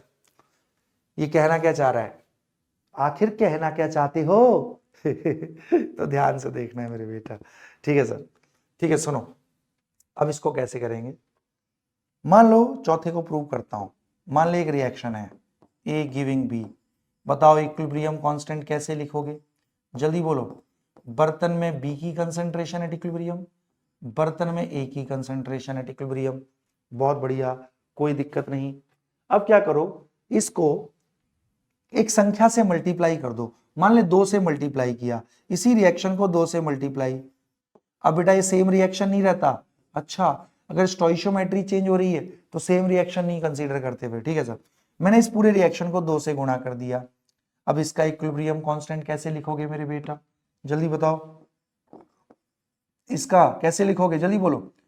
P की कंसंट्रेशन का स्क्वायर बाय A की कंसंट्रेशन का स्क्वायर, तो इसको मैं बेटा लिख सकता हूं क्या, B/A का होल स्क्वायर। सर जी सही कह रहे हो सर, हाँ, और B/A तो पुराना वाला इक्विलिब्रियम कांस्टेंट है, हेंस प्रूव्ड, हेंस प्रूव्ड मेरे बेटा। क्या, अगर किसी रिएक्शन को किसी नंबर से मल्टीप्लाई करते हो, वो नंबर पुराने इक्विलिब्रियम कांस्टेंट की पावर बन जाता है। बिल्कुल, मैंने इसको 2 से गुणा किया तो बेटा 2 पावर बन गया पुराने इक्विलिब्रियम कांस्टेंट की। बोलो आ गया ना समझ में, और सच्ची बोलो, हाँ सर जी। तो अगर किसी रिएक्शन को किसी संख्या से मल्टीप्लाई किया तो वही संख्या देख पावर बन जाती है पुराने इक्विलिब्रियम कांस्टेंट की और नई रिएक्शन का इक्विलिब्रियम कांस्टेंट आ जाता है। बोला आ गई बात समझ में? हाँ सर जी वाह सर, एक एक बात अब तो आत्मा में घुस जा रही है। और हाँ इसमें एक चीज और मैं बताऊंगा। हाँ सर जी बताओ ना, इसमें एक चीज और समझाऊंगा। ठीक है सर जी समझाओ, टेंशन नहीं लेने का है, इसमें एक चीज और समझा दूंगा मैं अपने बच्चे को। हाँ सर जी समझाओ। ठीक है, ये मैंने कॉपी किया है, ये मैं सोची सर मिटा क्यों रहे हैं। अच्छा बेटा, अगर कोई दो रिएक्शंस को आप ऐड करते हो तो उनके इक्विलिब्रियम कांस्टेंट्स को मल्टीप्लाई कर देना। ये मैंने कॉपी किया हुआ है, ये मैं सोची सर ने मिटा दिया। अच्छा हाँ सर जी कोई दिक्कत नहीं सर। सुनो मैं क्या बोल रहा हूं, पांचवा पॉइंट, अगर किन्हीं दो रिएक्शंस को आप ऐड कर रहे हो, मान ले ये एक रिएक्शन है, इसका इक्विलिब्रियम कांस्टेंट मान ले K1, ये दूसरा रिएक्शन है, हाँ इसका इक्विलिब्रियम कांस्टेंट K2। अगर इन दोनों को आप ऐड करोगे, ऐड करो, मैथमेटिकल इक्वेशन की तरह ऐड होते हैं। हाँ सर कट गया, तो नेट रिएक्शन ये आ गया। दो रिएक्शन को ऐड करके नेट रिएक्शन ये आ गया। अरे अपोजिट साइड थे ना, सेम सेम, कट गए मैथमेटिकल इक्वेशन की तरह। तो मेरे बेटा इस नए रिएक्शन का जो इक्विलिब्रियम कांस्टेंट होएगा, इन दोनों रिएक्शन को ऐड किया है तो इनके इक्विलिब्रियम कांस्टेंट्स को मल्टीप्लाई कर दो, तो नेट रिएक्शन का इक्विलिब्रियम कांस्टेंट आ जाता है।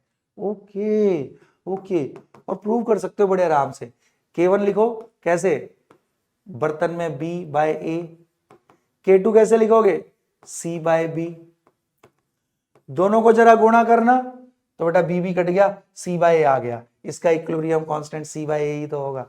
अरे हाँ, ऐसे ही किन्हीं दो रिएक्शन को अगर सब्ट्रैक्ट कर रहे हो, अगर देखो ऐड किया ना, हाँ दो रिएक्शन को, तो उनके इक्विलिब्रियम कांस्टेंट को मल्टीप्लाई।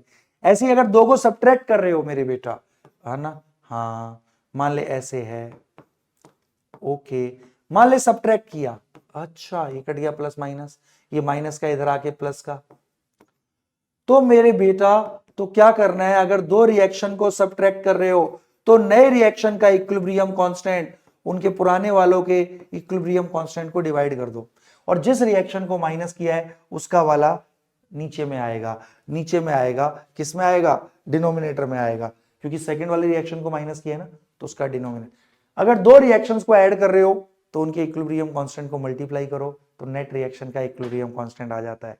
दो रिएक्शन को सब्ट्रैक्ट कर रहे हो तो मेरे बेटा उनके इक्विलिब्रियम कांस्टेंट को डिवाइड करो, जिस रिएक्शन को माइनस किया उसका इक्विलिब्रियम कांस्टेंट नीचे आएगा, तो नेट रिएक्शन का इक्विलिब्रियम कांस्टेंट आ जाता है।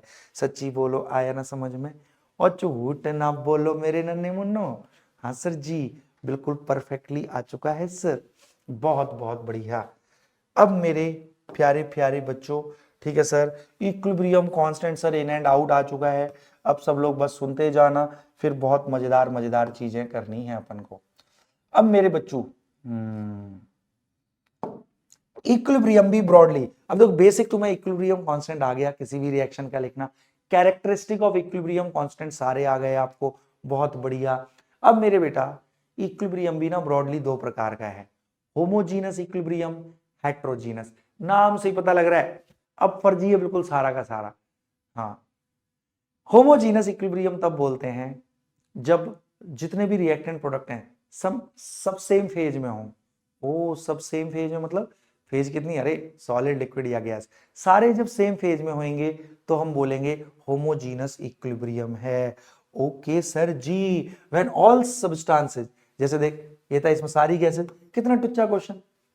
ओ यस सर, अब देख इसमें acidic acid liquid, ethanol liquid, ester liquid, H2O liquid, सारे जब रिएक्टेंट एंड प्रोडक्ट अगर सेम फेज में है, होमो माने सेम सेम, कितना टुच्चा है। अरे सर क्या बात कर रहे हो, ऐसे ही मेरे बेटा, है ना, ऐसे होते हैं हेट्रोजीनस इक्विलिब्रियम। हेट्रोजीनस इक्विलिब्रियम देख ले। ओके सर, हेट्रोजीनस में रिएक्टेंट प्रोडक्ट अलग अलग फेजेस में होते हैं, मतलब एक से ज्यादा फेज होती है, डिफरेंट फेजेस होंगी मेरे बेटा। जैसे देख इस वाले में ये सॉलिड ये गैस, ओ कोई ना कोई दो डिफरेंट हो जाएंगे या दो से ज्यादा डिफरेंट फेजेस में हो जाएंगे। ओके, और एक चीज ध्यान रखना मेरे बेटा, एक चीज ध्यान रखनी है आपको, आपको पता है इक्विलिब्रियम कांस्टेंट क्या है, प्रोडक्ट बाय रिएक्टेंट के एक्टिव मास का रेशियो। एज ऑफ नाउ हम एक्टिव मास को मोलर कंसंट्रेशन के बराबर मान रहे थे, बट अब आज के बाद ध्यान रखना for solids and pure liquid, मतलब जो सॉल्यूशन नहीं है, like H2O liquid.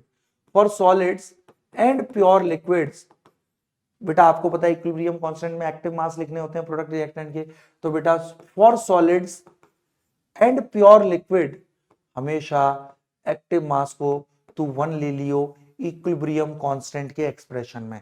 जैसे मान ली ये रिएक्शन है, बहुत ध्यान से देखियो मेरे बच्चों, ठीक है सर, मैं कह रहा हूं इसका इक्विलिब्रियम कांस्टेंट लिख।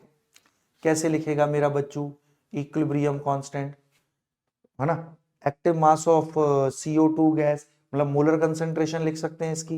हाँ, प्रोडक्ट कैल्शियम ऑक्साइड सॉलिड 1 ले ले बाय कैल्शियम कार्बोनेट का एक्टिव मास सॉलिड है 1 ले ले, बस इक्विलिब्रियम कांस्टेंट मेरे बेटा CO2 की मोलर कंसेंट्रेशन, दैट्स इट है। हाँ, क्योंकि इक्विलिब्रियम कांस्टेंट के एक्सप्रेशन में सॉलिड एंड प्योर लिक्विड, मतलब जो सॉल्यूशन नहीं है लाइक H2O लिक्विड, उनका एक्टिव मास हम 1 ले लेते हैं। अच्छा, समझ में आया ये क्यों नहीं लिए भाई, प्रोडक्ट में इसका एक्टिव मास इनटू इसका एक्टिव मास बाय इसका एक्टिव मास, बट सॉलिड दे, कोई भी सॉलिड होगा तो 1 अरे वाह सर, मजा आ गया सर हेट्रोजीनस इक्विलिब्रियम में। अब मेरी एक बात को सुनना, अब जैसे गैसेस होती हैं, सुन अब दिल थाम के बैठी हो मेरे बेटा, फॉर गैसेस एक्टिव मास, एक तो मोलर, बेटा इक्विलिब्रियम कांस्टेंट है क्या, प्रोडक्ट का एक्टिव मास बाय रिएक्टेंट्स का active mass and each raise to the power equal to stoichiometric coefficient.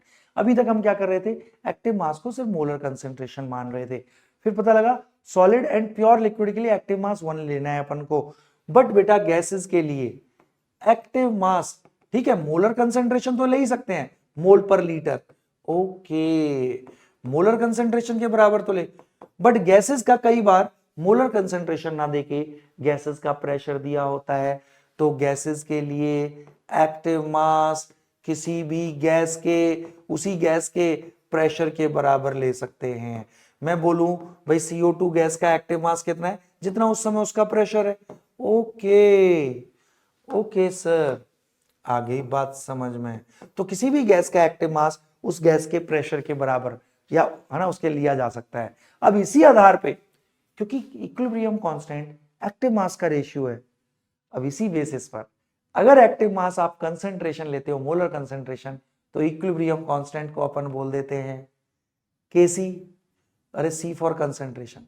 But अगर एक्टिव मास आप प्रेशर के टर्म में लिखते हो तो बेटा इक्विलिब्रियम कांस्टेंट को बोल देते हैं Kp। अब कहीं भी इसका प्रयोग नहीं करेंगे अपन, अब Kc या Kp, फर्क समझ में आया भाई। What is equilibrium constant, sir product और रिएक्टेंट के एक्टिव मास का ratio and each raise to the power equal to stoichiometric coefficient.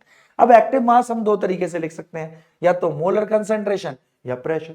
अगर आप एक्टिव मास से प्रोडक्ट रिएक्टेंट के आप कंसंट्रेशन के बराबर ले रहे हो तो Kc बोल दोगे, अगर एक्टिव मास की है ना रिएक्टेंट प्रोडक्ट का उनके प्रेशर के बराबर ले रहे हो तो Kp बोल देंगे। ओके क्या सर, तो सेम रिएक्शन के दो इक्विलिब्रियम कांस्टेंट, हाँ Kc भी हो सकता है Kp भी, और बेटा ये बराबर हो भी सकते हैं बराबर नहीं भी हो सकते हैं। बड़ा इंपॉर्टेंट रिलेशन, Kp बराबर Kc into R T, R gas constant, T delta N. ये इस पगलू ने नीचे क्यों लगा दिया, हे पगलू तू नीचे क्यों लगा पगलू, delta n, where delta n होता है अभी बताऊंगा gaseous product by gaseous reactant. फर्क समझ में आया, फर्क समझ में आया। Kc में एक्टिव मास कंसेंट, चल मैं समझा देता हूं इसको, तू टेंशन मत ले, ठीक है सर जी करा दो ना सर, बहुत बढ़िया। चलो मैं इसी को करा रहा हूं, ये मत सोचियो सर मिटा क्यों रहे हैं, ठीक है, ये और परफेक्टली समझ में आएगा, ठीक है सर। अब सुन, तू कहेगा तो मैं प्रूव भी कर दूंगा, हाँ सर जी आप तो कर देते हो हर चीज। चल ध्यान से देखा, मान ली एक रिएक्शन है, A gas in equilibrium with B gas, मुझे इसका लिखना है Kc, ये तो लिखना आता है molar concentration of B, active mass concentration के टर्म में, mole by volume molar concentration, हाँ ठीक है सर। मैं कहता हूं इसी का Kp लिख, तो मेरे बेटा बी गैस है तो pressure of B at equilibrium, ओ by active mass of A, pressure of A at equilibrium, ये मोलर कंसंट्रेशन एट इक्विलिब्रियम, ये pressure of B and A at equilibrium. Active mass हम दोनों के टर्म में ले सकते हैं, कंसंट्रेशन भी और, अच्छा तो केसी के केस में ये प्रोडक्ट रिएक्टेंट के एक्टिव मास मोलर कंसेंट्रेशन ले लेते हैं, केपी के केस में अपन हम प्रेशर ले लेते हैं गैसेस के। ओके, एट इक्विलिब्रियम ये मोलर कंसेंट्रेशन एट इक्विलिब्रियम। सच्ची बोल, समझ में आया? और झूठ ना बोल। हाँ सर जी, आ गया समझ में, कोई दिक्कत नहीं सर जी। बहुत बढ़िया, ठीक है सर। और इनमें ये बड़ा इंपॉर्टेंट रिलेशन है, K P equal K C R T delta n. Sir किसी भी रिएक्शन के केपी केसी में रिलेशन निकाल सकते हैं? हाँ, समझना कैसे। अब मैं मान ली एक रिएक्शन ले रहा हूं, सुन बहुत ध्यान से देखियो। PCl5 gas, PCl5 gas in equilibrium with PCl3 gas plus Cl2 gas. इसका मैं कह रहा हूं, इसका केपी केसी में क्या संबंध होगा? टेंशन मत ले, ये डेल्टा एन निकाल ले। डेल्टा एन निकालते हैं गैसियस प्रोडक्ट, सिर्फ गैस लेने हैं बैलेंस इक्वेशन में। सर ये भी गैस, ये भी गैस, एक और एक 2 mole gaseous product minus gaseous reactant 1 mole balance equation. Delta n is 1, delta n is 1, तो मेरे बेटा केपी बराबर केसी आरटी की पावर 1, तो केपी बाय केसी आ गया आरटी के बराबर। और सच्ची बोलो तो किसी भी रिएक्शन का केपी उसी के केसी के बराबर हो भी सकता है, नहीं भी हो सकता है, प्योर डेल्टा एन पे डिपेंड करता है। डेल्टा एन आपको पता है, वो बहुत बढ़िया सर, मजा आ गया। अब चल इक्विलिब्रियम कांस्टेंट में बता चुका हूं, इसका एप्लीकेशन क्या है इक्विलिब्रियम कांस्टेंट का, देखिए सब बताया हुआ है अब। हाँ सर बेटा, ये एक्सटेंट ऑफ रिएक्शन बताता है, अगर इक्विलिब्रियम कांस्टेंट की वैल्यू ज्यादा है तो रिएक्शन ज्यादा एक्सटेंट तक कंप्लीट हुआ है। सही कह रहे हो? हाँ सर जी सही कह रहे हो सर आप तो, बहुत बहुत बढ़िया। अब मेरे नन्हे मुन्ने बच्चे, अब सब लोग सुनते जाना। Direction of reaction, yes we can predict, वो बताऊंगा। और इक्विलिब्रियम पे कंसंट्रेशन तो निकाल ही सकते हैं, उसके उसमें आते हैं। बिल्कुल सर जी, बिल्कुल सर। अब मेरे बेटा यस मैंने बताया, अगर इक्विलिब्रियम कांस्टेंट बहुत बड़ा है, 1000 से भी ज्यादा, तो मतलब प्रोडक्ट बहुत ज्यादा है, प्रोडक्ट मैक्सिमम बना है, तो रिएक्शन ऑलमोस्ट कंप्लीट है। यस, क्योंकि प्रोडक्ट बहुत ज्यादा बना होगा रिएक्टेंट के मुकाबले। Yes sir. अगर बहुत कम है तो मतलब प्रोडक्ट बहुत कम बना हुआ है, रिएक्टेंट ही मौजूद है ज्यादातर। हाँ बिल्कुल, आ गई बात समझ में। अरे वाह सर जी सही कह रहे हो, सब बता रखा है। हाँ, अगर रिएक्शन, अगर इक्विलिब्रियम कांस्टेंट 10 की पावर -3 से 10 की पावर 3 के बीच में है, तो मतलब दोनों सिग्निफिकेंट अमाउंट में है, ठीक है ना। ये अप्रोक्सीमेशन अपन को ध्यान रखनी। एप्लीकेशन तो बता रही है ना भाई, इक्विलिब्रियम कांस्टेंट अगर बहुत ज्यादा है तो मतलब इक्विलिब्रियम पे प्रोडक्ट बहुत ज्यादा बना हुआ है, रिएक्टेंट बहुत कम बचा हुआ है, तो रिएक्शन ऑलमोस्ट कंप्लीटेड है भाई। हाँ सर जी, बहुत बढ़िया। अब एक चीज आती है मेरे बेटा, रिएक्शन कोशेंट है। ये क्या है सर? रिएक्शन कोशेंट, अब इसको ध्यान से देखना। इसका एक सबसे बड़ा एडवांटेज क्या है ना, वैसे होता क्या, चल बता, ये भी एक मैथमेटिकल फैक्टर है जस्ट लाइक इक्विलिब्रियम कांस्टेंट। बिल्कुल इसको भी इक्विलिब्रियम कांस्टेंट की तरह ही लिखते हैं। क्या बात कर रहे हो सर? हाँ मैं बताता हूँ अभी इसके बारे में तेरे को। इसको हटा तू, ठीक है ना, इसको हटा, मैं तेरे को इसके बारे में बहुत कुछ बताता हूँ, अब मजा आ जाएगा तेरे को। रिएक्शन कोशेंट को बहुत ध्यान से सुनना है मेरे बेटा। आज सर जी अब 1 घंटा हो गया सर, थोड़ी सी कहानी सुना दो सर, आप तो लगातार 1 घंटे से पढ़ाए जा रहे हो। तो मेरे बेटा कहानी यही है कि तू कहानी सुन मत, अपनी कहानी बना, पढ़ाई कर, किसी अच्छे कॉलेज में जा, लोग फिर तेरी कहानियां सुनाएंगे। 5-5 जनरेशन बाद तेरे पड़ पोते, लकड़ पोते, ढकड़ पोते जब होंगे, वो कहेंगे कि हमारे एक दादाजी हुआ करते थे, हमारी एक दादी जी हुआ करती थी, बहुत पढ़ाई करी उन्होंने, उन्होंने ऑनलाइन क्लास में टीचर से कहानी नहीं सुनी, उन्होंने सिर्फ पढ़ाई करी ऑनलाइन क्लास में डीवी ब्रो से, और उन्होंने अपनी कहानी रच दी, तो अपनी कहानी बना। सर सर सर पका क्यों रहे हो सर, आगे बढ़ो। पढ़ाओ सर पढ़ाओ, आप नहीं सुनाओगे कहानी, आपके बस की नहीं है सर जी कहानी वानी है, इसमें भी मोटिवेशन घुसा दी। अरे तो वही ना, ऐसी कहानी बनाओ कि तुम्हारे पड़ पोते, लकड़ पोते, धकड़ पोते तुम्हारी कहानियां सुनाया करें कि एक जनरेशन में एक शेर निकला था, एक शेरनी निकली थी, जिसने इतनी मेहनत करी, इतना बड़ा काम किया है, डीवी ब्रो से पढ़ के, मेरा भी जिक्र होगा उसमें, टेंशन मत लो। तो चलो मेरे नन्हे मुन्ने बच्चों, शुरू करते हैं। रिएक्शन क्वेश्चन क्या है, ठीक है, अब इसको ध्यान से देखना। हाँ ओके सर जी, सुनो भैया है क्या, इसका यूज क्या है, सब बताऊंगा, बिल्कुल समझा दूंगा, टेंशन मत ले मेरे बेटा। ये एक, इसको हम क्यूसी से दिखाते हैं जनरली। हाँ, ये एक मैथमेटिकल एक्सप्रेशन है एज ऑफ नाउ, जो बिल्कुल केसी की तरह ही, इक्विलिब्रियम कांस्टेंट की तरह ही लिखा जाता है। हैं, जैसे मान ली ये रिएक्शन है, ओके सर, बिल्कुल सर, ये रिएक्शन है।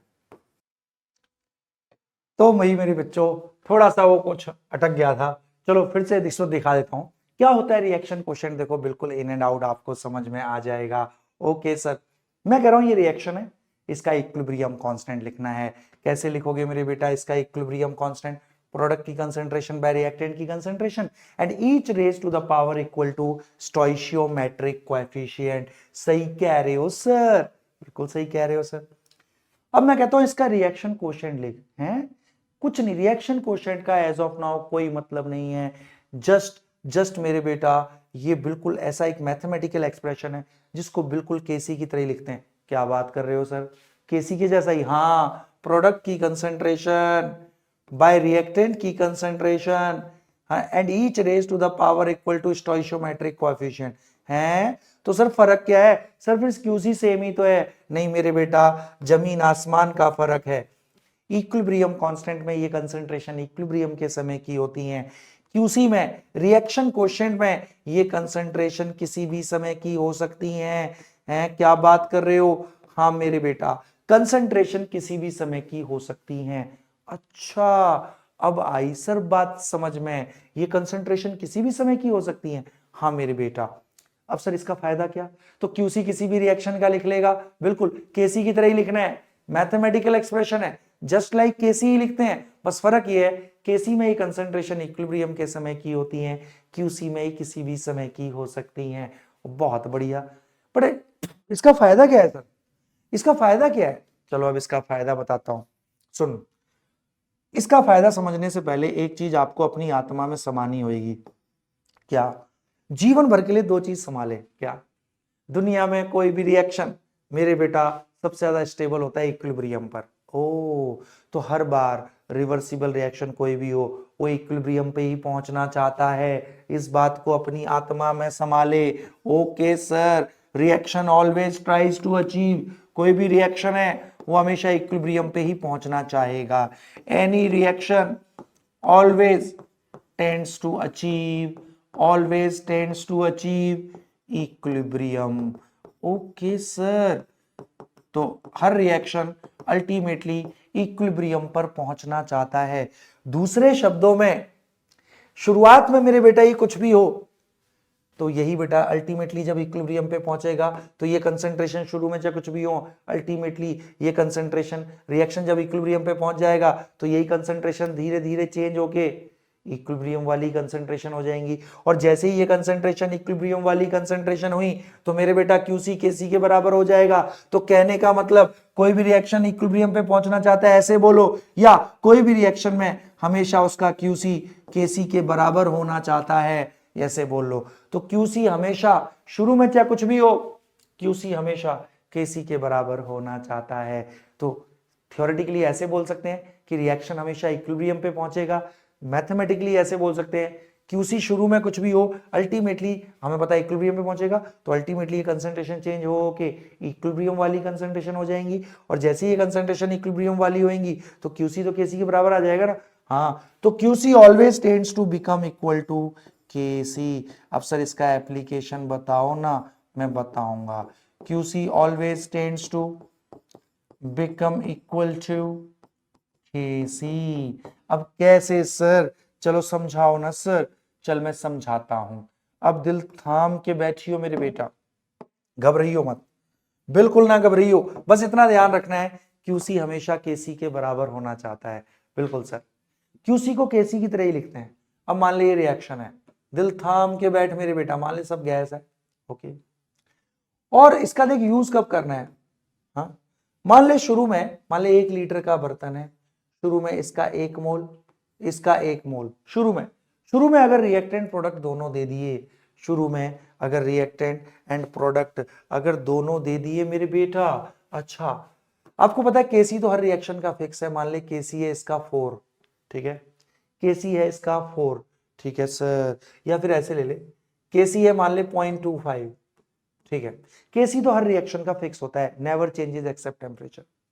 अब सर शुरू में ही दोनों दे दिए तो प्रॉब्लम ये होती है सर, अब ए टकरा के बी भी दे सकता है, बी टकरा कर शुरू में ए भी, तो नेट सर किधर जाएगा रिएक्शन, नेट इक्विलिब्रियम फॉरवर्ड जाके अचीव होगा या बैकवर्ड जाके, क्योंकि शुरू में ही दोनों है। तो बेटा इसी केस में जब शुरू में रिएक्टेंट प्रोडक्ट दोनों दिए होते हैं, हम क्यूसी निकाल लेते हैं। क्यूसी क्या होगा, बी की कंसेंट्रेशन बाय ए की कंसेंट्रेशन, शुरू में ही निकाल ले तो शुरुआत वाली कंसेंट्रेशन, तो क्यूसी निकाल, तो मेरे बेटा बी कितना है 1 मोल पर लीटर, अरे मोल बाय वॉल्यूम, हाँ बी इतना है शुरू में, ए कितना है, ए की 1 मोल पर लीटर, क्यों कंसेंट्रेशन सर क्यूसी आ गया 1, केसी तो इतना है, क्यूसी हमेशा केसी के बराबर होना चाहेगा, तो सर क्यूसी ज्यादा है केसी छोटा है यहाँ पर, हाँ सर क्यूसी ज्यादा है केसी छोटा है, क्यूसी केसी के बराबर होना चाहेगा, तो क्यूसी को सर घटना पड़ेगा, क्यूसी को घटना पड़ेगा, क्यूसी कब घटेगा, जब बी न्यूमरेटर घटेगा डिनोमिनेटर बढ़ेगा, तो न्यूमरेटर कब घटेगा, मतलब जब बी कब घटेगा, जब बैकवर्ड, तो ये रिएक्शन बैकवर्ड आके इक्विलिब्रियम अचीव करेगा। अगर क्यूसी बड़ा होता है केसी से तो रिएक्शन बैकवर्ड मूव करता है, देख ले, अरे वाह सर जी वाह। और क्यूसी केसी का फंडा तब यूज करते हैं जब शुरू में ही रिएक्टेंट भी दिया हो और प्रोडक्ट भी दिया हो। चल एक कंसेप्ट के थ्रू इसको मैं और परफेक्ट कर देता हूं मेरे नन्हे मुन्ने। ओके सर जी, कर दो सर जी, कर दो कर दो कर दो कर दो, कोई दिक्कत नहीं सर। तो चलो अब दिल थाम के बैठना।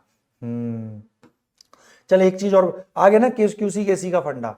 अब एक इंपॉर्टेंट बस चीज और है इसमें, ठीक है ना, जो आपको करना है, delta G not minus R T L N K. Okay sir जी, delta G not minus R T L N K, मतलब कि इक्विलिब्रियम कांस्टेंट है। तो क्या होता है ना, ये तो बड़ी एल एन, तुझे तो लॉग टेबल में एल ओ जी दिया होता है, तो कई बार ऐसे भी होता है, तो ध्यान रखना, minus 2.303 R T log, L N को जब भी लॉग में कन्वर्ट करते हैं ना, तो 2.303 से मल्टीप्लाई करना होता है। तो ये इंपॉर्टेंट रिलेशन है, ठीक है ना। तो कुछ नहीं देगा, डेल्टा जी नॉट दे देगा, standard gives free energy change, K C पूछ लेगा, केसी दिया होगा डेल्टा जी नॉट पूछ लेगा। ओके सर जी, आ गई बात समझ में सर। चल अब एक क्वेश्चन ऐसे ही रैंडमली पूछ लेता हूं जिससे आपको परफेक्ट हो जाएगा, ठीक है। सुन सुन सुन सुन सुन, मान ले एक रिएक्शन है, अच्छा मान ले 2A, सब गैस है, ओके, और मान ले इसका केसी दे रखा है आपको 16, ठीक है सर 16, और 1 लीटर का बर्तन है, ठीक है, इसके दे रखे हैं 2 मोल, शुरू में इसके 1 मोल, इसके 7 मोल, इसके 3 मोल। शुरू में ही अगर रिएक्टेंट और प्रोडक्ट दोनों दिए हों तो क्यूसी का फंडा लगता है। अब मैं कह रहा हूं बता, इक्विलिब्रियम नेट फॉरवर्ड जाके अचीव होगा या बैकवर्ड जाके, शुरू में ये दे रखे हैं, तो बता, क्यूसी केसी के फंडे से बता देगा मेरा बेटा, और जल्दी से बताओ, आपने सोचना है, कम ऑन, इक्विलिब्रियम फॉरवर्ड जाके अचीव होगा या बैकवर्ड जाके, जल्दी से बताओ मेरे को, कम ऑन। चलो जी, अगर शुरू में रिएक्टेंट और प्रोडक्ट दिए हों तो क्या करना होता है मेरे बेटा, क्यूसी निकाल ले। क्यूसी का एक्सप्रेशन बिल्कुल केसी की तरह है, हाँ सर, प्रोडक्ट की concentration C D, stoichiometric coefficient 1 है इनके, ए का स्क्वायर करना पड़ेगा बी, क्यूसी बिल्कुल केसी की तरह, बट ये कंसंट्रेशन किसी भी समय की हो सकती है। तो शुरू में क्यूसी निकाल लिया, सी कितना है 7 मोल पर लीटर, क्योंकि वॉल्यूम 1 लीटर है तो number of mole he concentration. D कितना है जी 3 मोल पर लीटर, ए कितना है जी 2 मोल पर लीटर, तो 2 का स्क्वायर, बी कितना है 1, तो किया क्या आ गया 21/4, ये 16, इसको अगर देखें क्यूसी को, 4 पंजे 20 बराबर, हाँ सर बिल्कुल सर, 4 पंजे 20.10, 4.2, 8, 8 20 4 5, बिल्कुल सर सर क्यूसी छोटा है और आपको पता है क्यूसी तो केसी के बराबर होना चाहता है, तो क्यूसी को बढ़ना पड़ेगा। क्यूसी कब बढ़ेगा? जब प्रोडक्ट बढ़ेंगे तो क्यूसी बढ़ेगा। तो यस, तो सर प्रोडक्ट बढ़ने के लिए तो आगे आना पड़ेगा, तो इक्विलिब्रियम फॉरवर्ड आके अचीव होगा। तो क्यूसी का फंडा आ गया ना समझ में मेरे शेरा? कुछ रटना नहीं सर, शाबाश मेरे सर जी। अब सब लोग दिल थाम के बैठना। अब इसमें एक चीज होती है मेरे बेटा, आपका कुछ होता है मेरे बेटा, ठीक है ना? हाँ, डिग्री ऑफ डिसोसिएशन, इसको मेरे बेटा बहुत ध्यान से देखना। अच्छा, ये क्या होता है सर डिग्री ऑफ डिसोसिएशन? चल कराता हूं मेरे बेटा को। यस सर, आप करा दो ना। डिग्री ऑफ डिसोसिएशन, और मेरे बेटा इसमें सबसे ज्यादा मजा आएगा ना इसके क्वेश्चन करने में।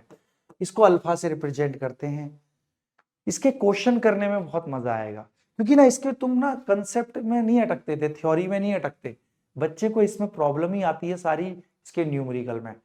अगली क्लास होने वाली है बड़ी खूंखार क्लास, आज की भी है, आज भी आप सारे बेसिक तो समझ ही रहे हो, है ना? अगली क्लास इसकी बड़ी खूंखार क्लास होगी, क्योंकि उसमें तुम्हें इसके न्यूमेरिकल में अटकते थे ना, अब नहीं अटकोगे, ठीक है, उड़ा के रख दोगे। ठीक है सर, क्या होता है sir degree of dissociation?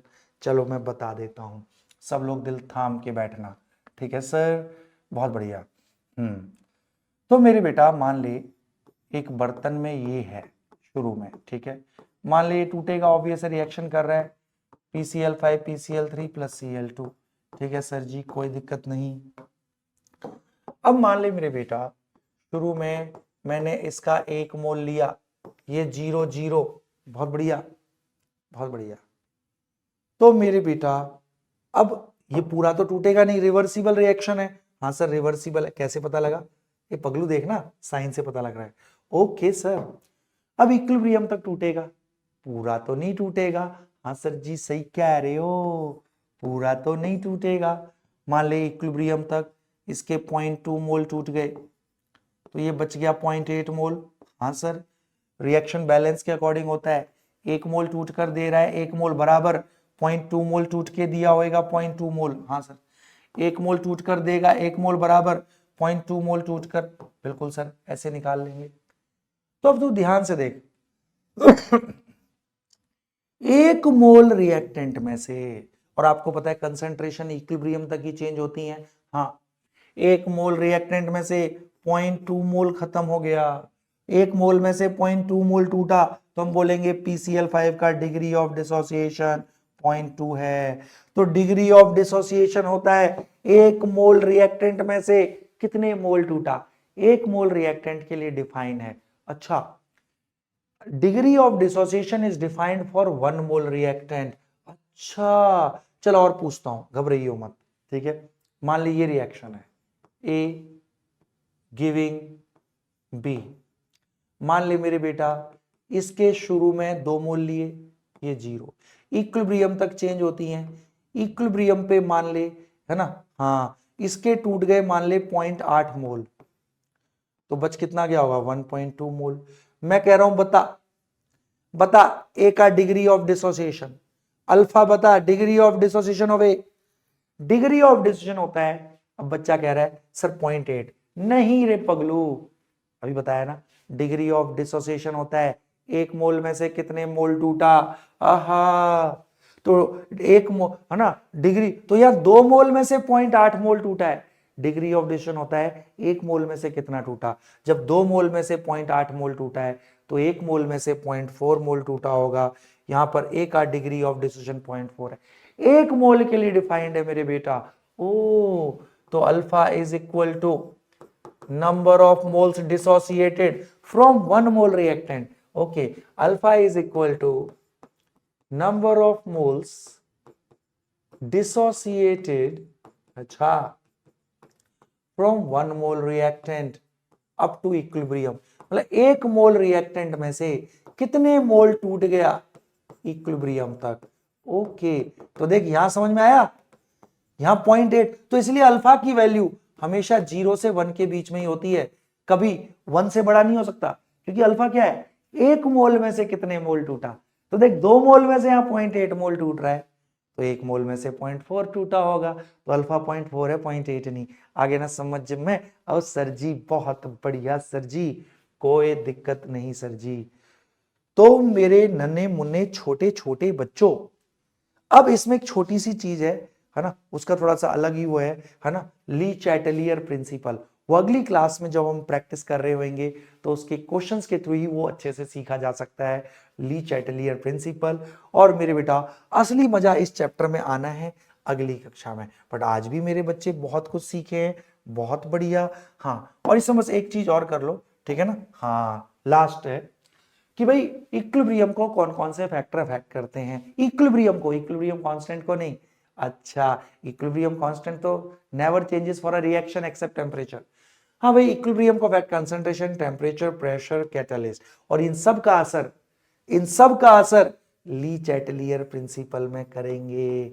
Okay, कब करेंगे? अगली कक्षा में क्वेश्चन प्रैक्टिस के साथ साथ। ओके, ठीक है। तो मेरे बेटा ईमानदारी से बताओ, केमिकल इक्विलिब्रियम बहुत छोटा सा चैप्टर है, इसकी सारे बेटा आ गए आपको सारे मेन मेन पॉइंट समझ में? बिल्कुल। अब इसका जो असली मजा है वो तो बेटा जो हमारी दूसरी क्लास होती है प्रैक्टिस वाली, प्रैक्टिस करेंगे, इसके क्वेश्चन करेंगे, सारे इन एंड आउट बिल्कुल खोज खोज के निकाल लेंगे। सर जी सही कह रहे हो सर। तो मेरे बेटा क्या करना है आपको, मॉड्यूल से कुछ मत करना, करना मतलब मॉड्यूल से बस तुम क्या कर लेना, तुम नीट या जेई मेन के एडवांस वाले मैं कराऊंगा अगली क्लास में, PYQ कर लेना। ओ ओके सर। तो मेरे छोटे छोटे बच्चों, आई थिंक इक्विलिब्रियम का आपको बेसिक आइडिया लग गया। अगली क्लास में इसमें तगड़ा मचाएंगे, ठीक है? और इक्विलिब्रियम तुम्हारे ये चुटकियों में आ जाएगा, केमिकल इक्विलिब्रियम, ठीक है? तो आज के लिए करते हैं आज की सभा यहीं समाप्त, मिलेंगे अगली कक्षा में। Till then okay, tata bye bye, love you all.